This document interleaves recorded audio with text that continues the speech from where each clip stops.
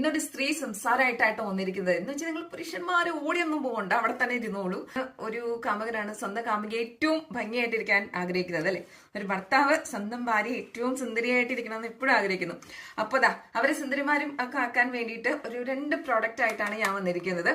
അപ്പോ വില കുറഞ്ഞ ക്വാളിറ്റി ഉള്ള പ്രോഡക്ട്സ് വേണമെങ്കിൽ എന്റെ കൂടെ കൂടിക്കോളൂ. അങ്ങനെ കുറച്ച് ട്രയലൊക്കെ ചെയ്തതാ ഞാൻ.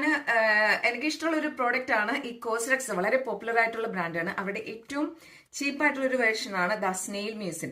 നമുക്ക് കണ്ടിട്ട് അറിയാം, ഈ സ്നെയിലിന്റെ വളവളാന്നുള്ള സാധനമില്ലേ, അത് നമ്മുടെ ഭംഗിക്ക്, നമുക്ക് ഭംഗി കൂട്ടാനായിട്ട് ഒത്തിരി നല്ല സാധനമാണ്. നമ്മുടെ ഫേസിലെ മാർക്കും ചുളിവുകളും എല്ലാം പോകാനായിട്ട്. ഇത് ആമസോണിലുണ്ട്, അതുപോലെ തന്നെ കോസ്റെക്സിന്റെ സൈറ്റിലുണ്ട്. അതുപോലെ തന്നെ ഞാനിപ്പോ ഇത് മേടിച്ചത് TK Maxx എന്നാണ്. എനിക്ക് തോന്നുന്നു, എനിക്ക് ശരിക്കും ഓർമ്മയില്ല കേട്ടോ. എന്ന് വെച്ചാൽ ഇത് 2ാമത്തെ കുപ്പിയാണ് എന്റെ. 16 പൗണ്ടോ 17 പൗണ്ടോ സംതിങ് ലൈക്ക് ദാറ്റ്. ഇത് നല്ലതാണെന്ന് തോന്നിയപ്പോൾ ഞാൻ ഇതിന്റെ ഈ സിറം കൂടെ മേടിച്ചു. ഇതും ഏതാണ്ട് അത്രയൊക്കെ തന്നെയാണ്, 18 അങ്ങനെ എങ്ങാണ്ടാണ്.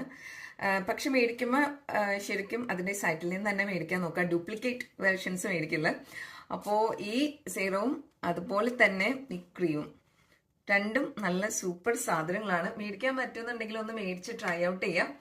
നമ്മള് ക്വാളിറ്റി ഒത്തിരി കോംപ്രമൈസ് ചെയ്യാൻ പാടില്ലല്ലോ. അപ്പൊ അതുകൊണ്ട് തന്നെ വില കുറച്ച് മുന്നോട്ട് നിൽക്കുന്നുണ്ട്. എന്നാലും കമ്പയർ ടു അതർ നമ്മുടെ വലിയ വലിയ ബ്രാൻഡഡ് വിലയുള്ള ക്രീമിനെ വെച്ച് നോക്കുമ്പോൾ ഇവന്മാര് വലിയ കുഴപ്പമില്ല.